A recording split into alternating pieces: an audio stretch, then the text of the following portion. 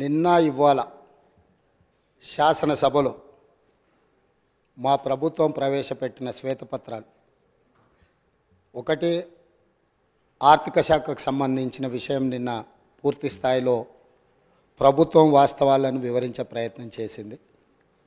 సరే, ప్రతిపక్షంగా వాళ్ళు తమ తప్పిదాలను కప్పిపుచ్చుకోవడానికి ఎదురుదాడి చేసినామని అనుకుంటున్నారు. ఆ ఎదురుదాడి రాష్ట్రానికి ఎంత నష్టం తెచ్చిపెడుతుందో ఇప్పటికి కూడా వాళ్ళు అర్థం చేసుకోలేదు, మారలేదు. ఈరోజు కూడా మా ఉప ముఖ్యమంత్రి గారు తెలంగాణ రాష్ట్ర ఇంధన శాఖ శ్వేతపత్రాన్ని ఈ సభలో ప్రవేశపెట్టి సభ్యులందరితో చర్చ చేసి తెలంగాణ రాకంటే ముందు ఉన్న పరిస్థితి, తెలంగాణ రాష్ట్రం వచ్చిన తర్వాత గత ప్రభుత్వం 9.5 సంవత్సరాలలో తీసుకున్న నిర్ణయాలు, ఆ నిర్ణయాల వల్ల వచ్చిన ఫలితాలను, దుష్ఫలితాలను సభ ముందు పెట్టడం ద్వారా, ఎందుకంటే ఏ రోజు కూడా 9.5 సంవత్సరాలలో ఆనాటి ప్రభుత్వం వాస్తవాలను సభ ముందు పెట్టడానికి కానీ చర్చించడానికి కానీ ముందుకు రాలే. ఈరోజు ఎందుకు ఈ వాస్తవాలన్నింటినీ ముందల పెడుతున్నాము? ఒక మనిషి ఆసుపత్రికి వెళ్ళి హెల్త్ చెకప్ చేసుకుంటే ఎక్స్రే నుంచి స్కానింగ్ వరకు అన్ని రిపోర్ట్లు తీసుకుంటేనే, బ్లడ్ టెస్ట్ కానీ అన్ని టెస్టులు చేయించుకుంటే, హెల్త్ చెకప్ చేయించుకుంటే ఆ వ్యక్తిలో ఉన్న బలాలు బలహీనతలు అన్నీ తెలిస్తే డాక్టర్గా వారికి వైద్యం అందించడం సులభం అవుతుందని చెప్పి హెల్త్ చెకప్ చేస్తాం. అట్లానే ఈరోజు విద్యుత్ శాఖను పూర్తి స్థాయిలో స్కానింగ్ చేసి వాస్తవాలను వారు ముందల పెట్టి, వారు తప్పులు జరిగిన వాటిని అర్థం చేసుకొని అవగాహన లోపం వల్ల జరిగిందా, ఉద్దేశపూర్వకంగా జరిగిందా, ఇవన్నీ ఒక చర్చలో బయటకు వస్తాయి. కాకపోతే వాస్తవాలను ఒప్పుకొని హుందాగా 10 సంవత్సరాలు పరిపాలన చేసిన అనుభవం ఉంది మాకని పదే పదే చెప్తారు. ఆ అనుభవాన్ని ఇప్పుడైనా తెలంగాణ రాష్ట్రంలో విద్యుత్ సరఫరాలో, విద్యుత్ ఉత్పత్తిలో సామర్థ్యాన్ని పెంచుకోవడానికి వారు ఉపయోగించుకుంటే బాగుండేది. నేను సూటిగా 3 అంశాలను ప్రస్తావించదలుచుకున్నా.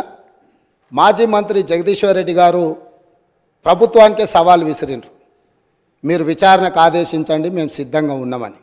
నేను వారిని మనస్ఫూర్తిగా స్వాగతిస్తున్నా. 3 అంశాల మీద ఈ ప్రభుత్వము పూర్తి స్థాయిలో విచారణకు ఆదేశిస్తాము, జ్యుడిషియల్ ఎంక్వైరీ చేయడానికి ప్రభుత్వం సిద్ధంగా ఉంది.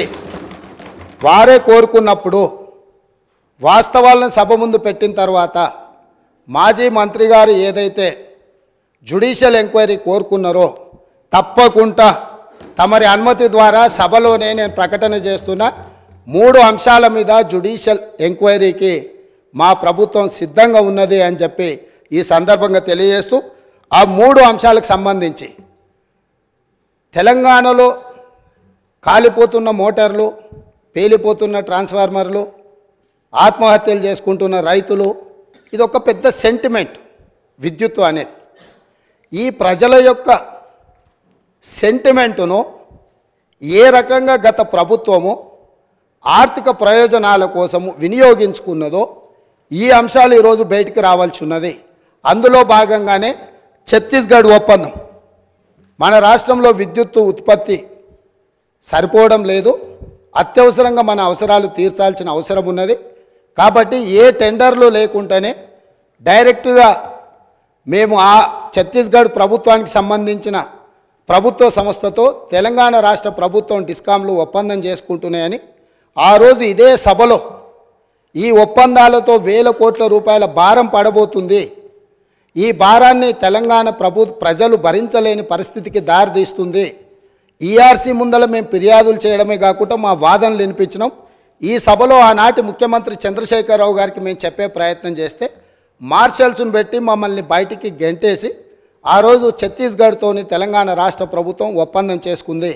దీనికి సంబంధించి విద్యుత్తు జేఏసీకి సంబంధించిన తెలంగాణ ఉద్యమంలో క్రియాశీలక పాత్ర పోషించిన ఒక జెన్కో ట్రాన్స్కో అధికారి నివేదిక ఇచ్చి ఈ ఒప్పందం వల్ల నష్టం జరుగుతుంది అన్నందుకు అతన్ని ఎక్కడనో మారుమూల ప్రాంతానికి బదిలీ చేసి కక్ష సాధింపుగా అతనికి ఉన్న హోదాను తగ్గించి ఒక చిన్న ఉద్యోగంలో నియమించారు అధ్యక్ష.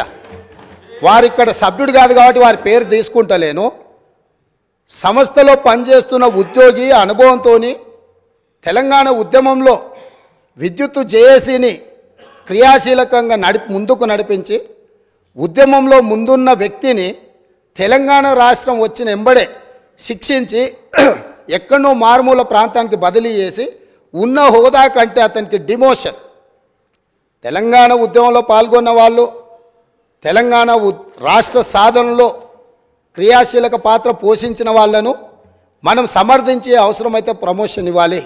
ఒకవేళ ప్రమోషన్ ఇవ్వడానికి మీకు మనస్కరించకపోతే ఉన్న హోదాలనైనా ఉంచాలి. అలా కాకుండా శిక్షించి బదిలీ చేసిండ్రు. అతను కూడా ఆనాడు ఈఆర్సీ ముందు తన వాదన వినిపించిండు. ఆ వాదనను పెడచెవిన పెట్టి ఛత్తీస్గఢ్ ఒప్పందం చేసుకున్నారు. ఈ ఛత్తీస్గఢ్ 1000 మెగావాట్ల ఒప్పందం 3/11/2014 నాడు ఏదైతే ఒప్పందం మీద సంతకం చేసిండ్రో ఈ నివేదికలోనే ఉంది. నేను కొత్తదేం చెప్పడం లేదు, వారు చూసుకోవాలి. పేజీ నెంబర్ 11, 12లో ఉన్న వాటిని. అసలు ఈ విద్యుత్తు వినియోగించినా వినియోగించకపోయినా అదేవిధంగా విద్యుత్తును రవాణా చేయడానికి వినియోగించాల్సిన కారిడార్ను పర్మనెంట్ ఒప్పందం చేసుకోవడంతో విద్యుత్తు సరఫరా అయినా కాకపోయినా దాదాపుగా 1362.424 కోట్ల రూపాయలు ఈరోజు ప్రభుత్వం మీద భారం పడ్డది. ఆ విద్యుత్తు కొనుగోళ్లలో ఆనాడు కేంద్ర ప్రభుత్వము మనకు తక్కువ ధరకు విద్యుత్ ఇవ్వడానికి సిద్ధంగా ఉన్నా పెడచెవిన పెట్టి మీరు మీ ఆలోచనతో మీ అవగాహనతో మీకు ఎలాంటి ఉద్దేశాలు ఉన్నాయో నాకు తెలియదు. ఆ ఉద్దేశాలు ఈరోజు విచారణతో బయటికి రావాలి. కాబట్టి రేపు జరగబోయే జ్యుడిషియల్ ఎంక్వైరీలో ఛత్తీస్గఢ్తో తెలంగాణ రాష్ట్ర ప్రభుత్వం చేసుకున్న ఒప్పందాల మీద 100% విచారణకు ఆదేశిస్తున్నాము. ఈ ఛత్తీస్గఢ్ 1000 మెగావాట్ల విద్యుత్తులో జరిగిన కుంభకోణము, నిర్లక్ష్యము, ఈరోజు ఛత్తీస్గఢ్లో ఏవైతే కేసులు నడుస్తున్నాయో ఈరోజు వాళ్ళు ఫిక్స్డ్ కాస్టు వేరియేషన్ కాస్ట్ని లెక్కలేసి వాళ్ళు ఏ అదనంగా అడుగుతున్నారో ఏ పరిస్థితులు ఉన్నాయో అక్కడ ఛత్తీస్గఢ్ ఈఆర్సీ ముందలో జరుగుతున్న కేసులు ఏమున్నాయో వీటన్నిటిని పూర్తి స్థాయిలో విచారణ చేయడం ద్వారా మొత్తం వాస్తవాలను బయటకు తీయాల్సిన అవసరం ఉంది. ఛత్తీస్గఢ్ ఒప్పందం మీద ఈ ప్రభుత్వం విచారణకు ఆదేశిస్తుంది అధ్యక్ష. అదేవిధంగా అధ్యక్ష, యాదాద్రి థర్మల్ పవర్ ప్రాజెక్ట్ ఆ రోజు ప్రజల సెంటిమెంట్ ఏదైతే ఉందో ఈ ప్రజల సెంటిమెంటును తమకు అనుకూలంగా మార్చుకొని ఇండియా బుల్స్ అనే కంపెనీ గుజరాత్లో 1080 మెగావాట్ల విద్యుత్ సామర్థ్యంతో ప్రైవేట్ సంస్థ నిర్మించదలుచుకున్న ప్రాజెక్టును కేంద్ర ప్రభుత్వం విధి విధానాలలో మార్పు తీసుకొచ్చింది. పొల్యూషన్ ఎన్విరాన్మెంట్ను రక్షించడానికి 2011-12లోనే ప్రభుత్వం విధానాలు తీసుకొచ్చి సబ్ క్రిటికల్ అనే టెక్నాలజీతో నిర్మించిన ప్రాజెక్టులను అన్నింటిని కూడా మూసేసి సూపర్ క్రిటికల్ టెక్నాలజీకి మీరు మారండి, భవిష్యత్తులో నిర్మించబోయే ప్రాజెక్టులు ఏవైతే ఉన్నాయో ఆ ప్రాజెక్టులను కూడా సూపర్ క్రిటికల్ టెక్నాలజీతో నిర్మించమని చెప్పి విస్పష్టంగా కేంద్ర ప్రభుత్వం ఆనాడు ఆదేశాలు ఇచ్చింది రాష్ట్ర ప్రభుత్వాలకు, అదేవిధంగా ప్రైవేట్ కంపెనీలకు. అందుకోసము సూపర్ క్రిటికల్ టెక్నాలజీ ఉంటేనే 2013 తర్వాత ప్రాజెక్టులు నిర్మించాల్సిన నిబంధనలు ఉండడంతో గుజరాత్కు సంబంధించిన ఇండియా బుల్స్ అనే కంపెనీ BHELకు ఆల్రెడీ సబ్ క్రిటికల్ టెక్నాలజీతో పర్చేజ్ ఆర్డర్ ఇచ్చున్నది కాబట్టి ఆ కాలం చెల్లిపోయిన సాంకేతిక పరిజ్ఞానంతో ఆ ప్రాజెక్టు నిర్మించడానికి అవకాశం లేదని తెలిసి ఆ ఇండియా బుల్స్ కంపెనీ BHELకు మా డబ్బులు మాకు వాపసు ఇవ్వండి అని అంటే, మీరు ఆల్రెడీ కొనుగోలు ఒప్పందం చేసుకున్నారు, డబ్బులు చెల్లించారు, మీకు తిరిగి ఇవ్వడానికి కుదరదు. ఎవడైనా తలమాసినోడు ఇది కొనుక్కునేటోడు దొరికితే వాడిని తీసుకొచ్చి మాకు అప్పచెప్పండి, ఆ తలమాసినోడి దగ్గర మేము డబ్బులు తీసుకొని మీ డబ్బులు వెనక్కిస్తామని వాళ్ళు అంటే, తెలంగాణ ప్రభుత్వం నేనున్నా వాళ్ళని వీళ్ళని ఎందుకు ఎత్తుకుంటారు అని చెప్పి వీళ్ళు పోయి ఒక ప్రైవేట్ కంపెనీ మునుగాల్చిన సబ్ క్రిటికల్ టెక్నాలజీతో నిర్మించాల్సిన పవర్ ప్రాజెక్టును కాలం చెల్లిపోయిన దాన్ని మాకు అత్యవసరం ఉంది, 2 సంవత్సరాలనే పూర్తి చేస్తామని ఇదే సభలో ఇక్కడి నుంచి ఆనాటి సభానాయకుడు సభ ముందల దబాయించి మేము చెప్పినాము. ఆ రోజు మీరు కావాలంటే పాత రికార్డులు తిరిగే చూడండి. ఇది సబ్ క్రిటికల్ టెక్నాలజీకి కాలం చెల్లిపోయింది. ఇది ప్రపంచంలో ఎక్కడ మనుగడ సాధిస్తలేదు. దీంతో కాలుష్యం వస్తుంది, విద్యుత్ ఉత్పత్తి సామర్థ్యం తగ్గుతుంది, తద్వారా నష్టము. దీన్ని వద్దు అని మేము చెప్తే ఖచ్చితంగా నేను చేస్తా, 2 ఏళ్లలో పూర్తి చేస్తా అని వారు చెప్పడం జరిగింది అధ్యక్ష. 2 ఏళ్లలో పూర్తి చేయలే అధ్యక్ష. భద్రాద్రి పవర్ ప్రాజెక్ట్ 7 ఏళ్ళు పట్టింది భద్రాద్రి కోసం. 7 ఏళ్లలో 4 × 270 1080 మెగావాట్స్. 2 సంవత్సరాలలో 6,75,00,000 ప్రతి మెగావాట్కు ఖర్చు పెట్టి ప్రాజెక్టు నిర్మిస్తామని ఒప్పందం చేసి ఈ ఒప్పందాన్ని మొదట్లో తక్కువ చూపించి ఈ ప్రాజెక్టు నిర్మాణం, ప్రాజెక్టు వ్యయం 9,74,00,000 రూపాయలు పర్ మెగావాట్ అయింది అధ్యక్ష. ఇది పూర్తయ్యే వరకు 7 సంవత్సరాలు పట్టింది. అత్యవసరంగా మనకు అవసరాలు ఉన్నాయి, అనుమతులు తీసుకోవడానికి ఆలస్యం అవుతుంది. టెండర్లు పిలిస్తే కూడా ఆ ప్రాసెస్తోనే ఆ 2 నెలలు టెండర్లు పిలిచే కాలం కూడా వృధా అవుతుంది. 2 నెలలు కూడా నేను సమయాన్ని వృధా చేయదలుచుకోలే. ఎన్ని వేల కోట్లు ఖర్చు పెట్టైనా సరే నా రైతులకు విద్యుత్ ఇస్తా అని ప్రజల సెంటిమెంటును ప్రాతిపదిక చేసుకొని ఆనాటి ముఖ్యమంత్రి గారు 6,75,00,000 రూపాయలకే పర్ మెగావాట్ విద్యుత్తు సామర్థ్యంతో ఉత్పత్తి చేస్తామని చెప్పి భద్రాద్రి పవర్ ప్రాజెక్టును కొనుగోలు చేయడం జరిగింది. తద్వారా ఇండియా బుల్స్ కంపెనీకు మేలు జరిగింది, వాళ్ళ డబ్బులు వాళ్ళకు వచ్చినాయి. కానీ ఇది 7 సంవత్సరాలై 9.74 కోట్లతోని ఈరోజు ప్రాజెక్టు పూర్తయింది. ఈరోజు ఇది ఉత్పత్తి కూడా సరైన విధంగా లేకపోవడం వల్ల సేమ్ టైం కేటీపీఎస్ ఇదే ప్రభుత్వంలో ఉన్న 7వ దశ 48 నెలల్లో సూపర్ క్రిటికల్ టెక్నాలజీతో, అది సబ్ క్రిటికల్ టెక్నాలజీ, ఆ టెక్నాలజీ కాలం చెల్లిపోయింది. మామూలుగా కంప్యూటర్లు లేకపోతే పాతకాలం నోకియా ఫోన్లు కాలం చెల్లిపోయినాక మనం బయట వాడేస్తాం, ఎందుకు ఉపయోగం లేదు అని, మన పాత బట్టలు పడేసినట్టు. అట్లాంటి పడేసిన వాటిని దాదాపుగా 10,000 కోట్లు పెట్టి నిర్మాణం చేసి తెలంగాణను నిండా ముంచిండ్రు. అదే సమయంలో కేటీపీఎస్ 7th ఫేజ్ 48 నెలలల్లా సూపర్ క్రిటికల్ టెక్నాలజీతోని 8.01 కోట్ల రూపాయల ఖర్చుతో పర్ మెగావాట్ విద్యుత్తును ఉత్పత్తి చేసింది అధ్యక్ష. అంటే ఏ రకంగా ఇందులో 1,000 కోట్ల రూపాయల దోపిడీ జరిగిందో భద్రాద్రి పవర్ ప్రాజెక్టును కూడా ఈరోజు జ్యుడిషియల్ ఎంక్వైరీలో 2వ అంశంగా చేరుస్తున్నాం అధ్యక్ష. ఇక 3వది Yadadri thermal power project. Same ఇదే వితండవాదం. ఆ రోజు కూడా చెప్పినాం. సేమ్ సమయంలో ఇతర రాష్ట్రాలు, జార్ఖండ్ లాంటి రాష్ట్రాలు ఇదే కెపాసిటీతో టెండర్లు పిలిస్తే ఇదే బిహెచ్ఎల్ 18% లెస్ కోట్ చేసి అక్కడి టెండర్ తీసుకున్నది. సేమ్ టైం G2G అంటే గవర్నమెంట్ నుంచి గవర్నమెంట్ సంస్థకి ఇస్తున్నాం, అంచనాల రేట్లతో మేము ఇచ్చేస్తాం. ఎందుకు అని అంటే ఇది కూడా 24 నెలల్లో పూర్తి అయిపోతే 24 నెలల ప్రాజెక్టు నిర్మించి యాదాద్రి పవర్ ప్రాజెక్టును పూర్తి చేసి తెలంగాణ మొత్తం వెలుగులు ఇస్తామని చెప్పి ఆ రోజు ఒప్పందం చేశారు. ఎప్పుడు చేసిండ్రు అధ్యక్ష? 1/6/2015 నాడు ఈ ప్రాజెక్టును ఒప్పందం చేసి ఆ రోజు వీళ్ళు చెప్పింది ఏంది అధ్యక్ష? 25,099 కోట్ల రూపాయలు అంటే పర్ మెగావాట్ 6,27,00,000తోటి పర్ మెగావాట్ మేము ఈ ప్రాజెక్టును 24 నెలల్లో పూర్తి చేస్తామని వీళ్ళు చెప్పడం జరిగింది అధ్యక్ష. యాదాద్రి పవర్ ప్రాజెక్ట్ ఈరోజు ఇంకా పూర్తి కాలే అధ్యక్ష.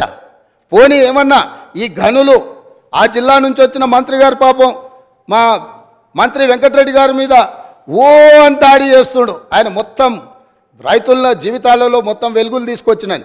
నీ సొంత జిల్లాలో నీ కూతవేటు దూరంలో ఉన్న మొదలుపెట్టిన ప్రాజెక్టు 2015లో మొదలు పెడితే 2023 వచ్చింది. 8 సంవత్సరాలు పూర్తిగా వస్తుంది. ప్రాజెక్టు పూర్తిగాలే. ఇప్పుడు కూడా 2024-25లో పూర్తి చెయ్యొచ్చు అని అంచనాలు వేస్తున్నారు. దీనికి మీరు నల్గొండ జిల్లా ప్రజలకు క్షమాపణ చెప్పాల్సింది పోయి మంత్రులు ఏది మాట్లాడితే ప్రతి మంత్రి మీద దాడులు చేయడమేనా? అది ఈరోజు దాదాపుగా 6,27,00,000కు మేము చేస్తామని డిపిఆర్ మొదలుపెట్టి ఈరోజు 34,543 కోట్లకు అంచనాలు పెరిగినాయి. దాంతో కూడా పూర్తి కావడం లేదు. 8,64,00,000 పర్ మెగావాట్ ఇవాళ పూర్తి చేస్తామని వచ్చింది. కానీ ఇది పూర్తి కాలేదు కాబట్టి ఇది కూడా 9 కోట్ల పైచిలుకు చేరుతుంది. అంటే 6,27,00,000 పర్ మెగావాట్తో మొదలుపెట్టిన యాదాద్రి పవర్ ప్రాజెక్టు దాదాపుగా 9 కోట్లకు అంచనాలు పెరిగింది. 8 సంవత్సరాలు పట్టింది. అదే సమయంలో ఎన్టీపీసీ రామగుండం ఫేజ్ 1 ప్రాజెక్టును నిర్మిస్తే 7,63,00,000 మాత్రమే పర్ మెగావాట్తోని ఎన్టీపీసీ పూర్తి చేసింది. అధ్యక్ష, నేను ఏం చెప్పదలుచుకున్నా అంటే భద్రాద్రి నిర్మించినప్పుడు ప్రాజెక్టు కాస్ట్ ఇతరవి రాష్ట్ర ప్రభుత్వ కేంద్ర ప్రభుత్వ పరిధిలో ఉన్న వాటిని పూర్తి చేసిన ఏ ధరకు పూర్తయినాయి. అదేవిధంగా యాదాద్రి పవర్ ప్రాజెక్టు వీళ్ళు G2G పేరు మీద ఓపెన్ టెండర్ గ్లోబల్ టెండర్ పిలవకుండా ఒప్పందాలు చేసి BHELకి ఇచ్చి BHEL వెనకాల నుంచి మళ్ళీ ఎవరెవరు వచ్చిందో అవన్నీ విచారణ తేలితే. అధ్యక్ష, నేను ఇప్పుడు వేగ్గా ఏది మాట్లాడదలుచుకోలే. కాబట్టి యాదాద్రి పవర్ ప్రాజెక్టు 4,000 మెగావాట్లతోని ఏదైతే నిర్మాణం చేపట్టి తెలంగాణ మొత్తం విద్యుత్తును అందిస్తామని గత ప్రభుత్వం చెప్పిందో ఈనాటికి కూడా పూర్తి కాలేదు.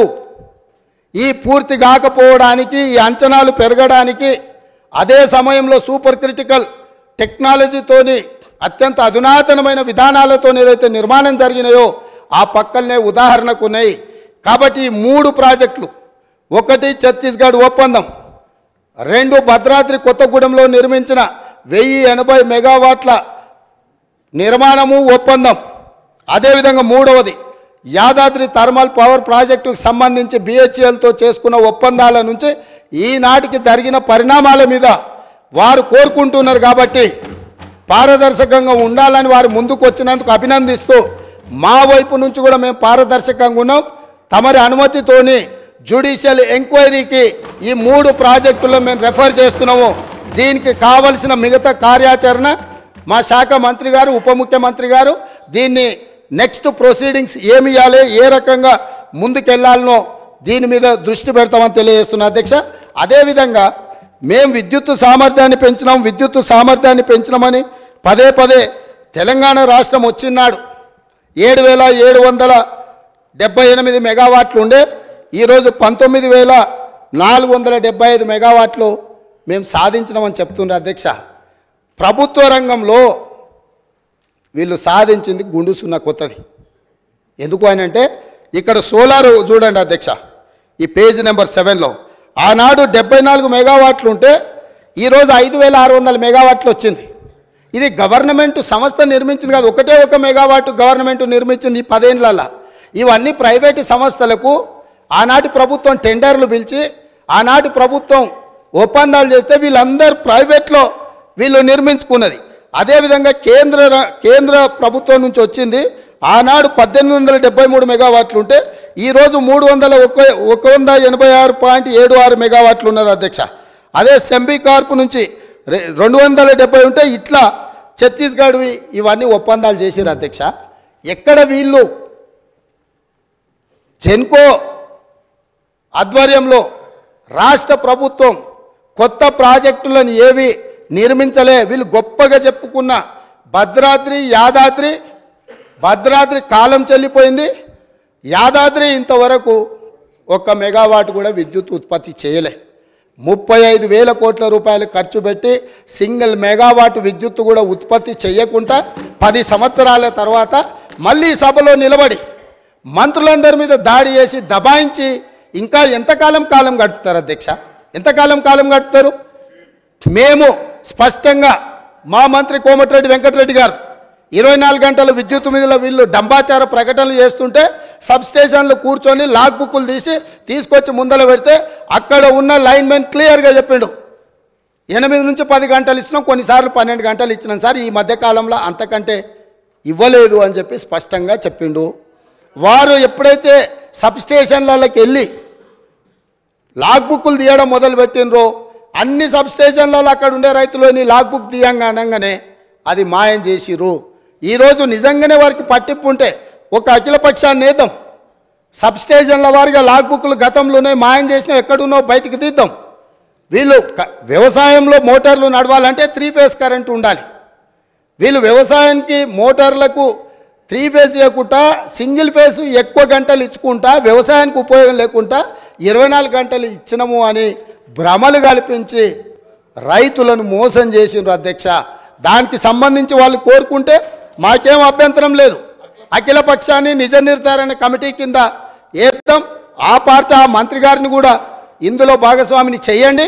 మిగతా పార్టీల పక్షాలు కూడా ఉన్నాయి, వాస్తవాలు చేద్దాం. నిజంగానే ఒకవేళ వాళ్ళు గొప్పగా ఇచ్చుంటే మాకేం అభ్యంతరం లేదు అధ్యక్ష. వాళ్ళకి వేళ ఇచ్చుంటే ఇచ్చిందని చెప్తాము.